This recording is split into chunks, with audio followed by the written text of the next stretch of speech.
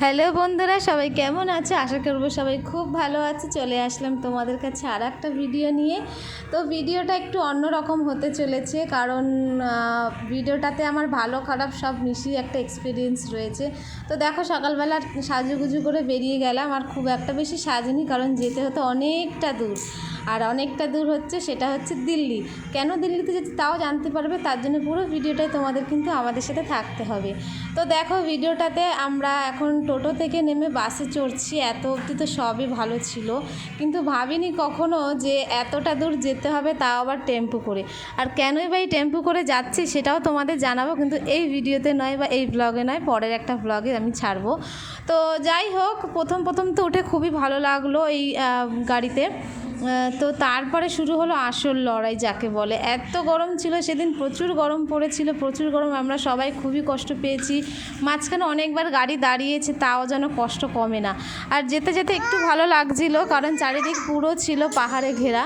যাই হোক, পাহাড়ে ঘেরা রাজস্থান দেখতে যেতে ভালোই লাগছিল। আর বলে না, সব খারাপের পর একটু ভালো আসে, তো আমাদের সাথে তাই ঘটেছিল। এত গরম এত কষ্ট, তারপরে বৃষ্টি হওয়াতে আমরা সবাই একটু শান্তি পেয়েছিলাম। আর বৃষ্টিটা হচ্ছিল খুবই জোরে, মারাত্মক জোরে, যেটা ভালো লাগছিল কাছে, মানে গাড়ির ভেতরে সামনে বসে বাইরে থেকে দেখাটার মজাই আলাদা। তো কেন গেছিলাম, যাওয়ার কারণটা হলো, হঠাৎই আমাদের প্ল্যান হলো যে আমরা যাব। অনেক দিন আমার বর তার দিদির হাতে রাখি পরে না, প্রায় অনেক বছর। আর মেয়েদের তো সবসময় ভাগ্যে হয় না যে বাপের বাড়িতে যাওয়া, যদি দূরে থাকি রাখি বন্ধনে বাপের বাড়িতে যাওয়া, ভাইদেরকে রাখি পরানো, সবসময় সব মেয়েদের হয়ে ওঠে না। তার জন্য ভাবলাম, আমার বরের 2-3 দিনের ছুটিও ছিল, তো ভাবলাম ঘুরে আসি। তো কখনো এরকম টেম্পুতে যেতে হবে, তার থেকে বড় কথা বাচ্চাদের নিয়ে এত কষ্টে গরমে যেতে হবে ভাবিনি। তো যাই হোক, এটাও একটা আমার জীবনে একটা খারাপ ভালো দুটো মিলিয়ে এক্সপিরিয়েন্স।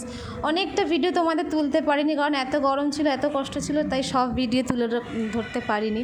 তো আমরা পৌঁছে গেছি, সেটাও তুলতে পারিনি। এটা যে ভিডিওটা দেখছো, সেটা হচ্ছে রাখি বন্ধনের দিন। আর সেদিন কিন্তু ছিল রাখি বন্ধন প্লাস শ্রাবণ মাসের শেষ সোমবার। তো আমার ননদ দেখতে পাচ্ছে, এটাই হচ্ছে আমার ননদ, যে রেড কালারের শাড়ি পরে আছে, সে পুজো দিতে গেছিল। আর আমি ভাবলাম দিদির সঙ্গে যাই, একটু মন্দিরটাও ঘুরে আসি।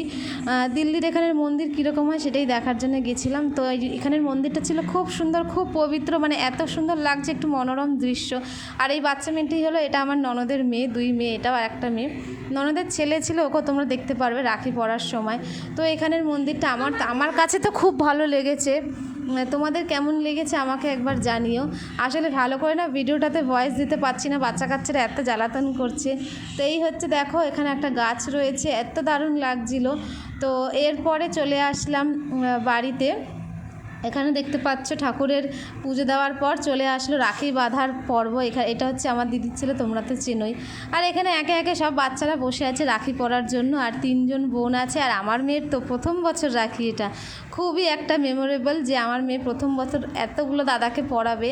তো তোমাদের রাখি বন্ধন উৎসব কেমন গেল আমাকে কমেন্ট করতে কিন্তু ভুলো না।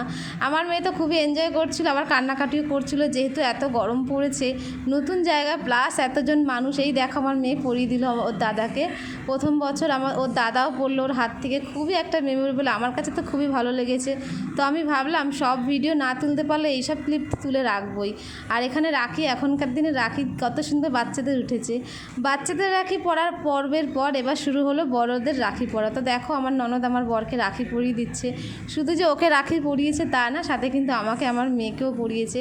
তো তোমরা কারা কারা এরকম অনেক দূরে যাদের বাপের বাড়ি গিয়ে রাখি পরিয়েছো দাদা বা ভাইদের, আমাকে কিন্তু কমেন্ট করে জানিয়ে। আর এই ফুল ভিডিওটা আমার সঙ্গে তোমরা থেকেছে, তার জন্য অনেক ধন্যবাদ, যারা ফুল ভিডিওটা আমার দেখছো। তো এত অবধিই ছিল আমার ভিডিও, কেমন লেগেছে আমাকে জানিও। আর আমাদের এখানে, আমার ননদের এখানে না ভেজিটেরিয়ান, এরা মাছ মাংস একদমই চলে না, যার জন্য নিরামিষই হয়েছিল, সেটাও তোমাদের লাস্টে দেখাবো। সবাই কিন্তু ভালো থেকো, আর আমার ভিডিওতে আমাকে সাপোর্ট করে যেও। আমার কন্টিনিউ ভিডিও হয়তো দিতে পারছি না, তার অনেকগুলো কারণ আছে, পরে কোনো একদিন জানিয়ে দেবো কেন কারণ।